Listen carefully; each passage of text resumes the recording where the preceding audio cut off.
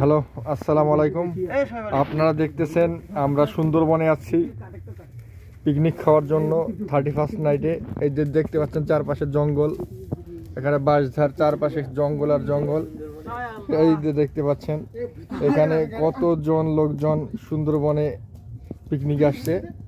এই যে দেখতে পাচ্ছেন বাঁশঝাড়, জঙ্গল একেবারে ঝোপঝাড়। এই যে হাঁস মেরামত করতেছে সবাই। এই যে এখানে দেখতেছেন বনের মধ্যে আগুনে পুরায় খাওয়া হবে।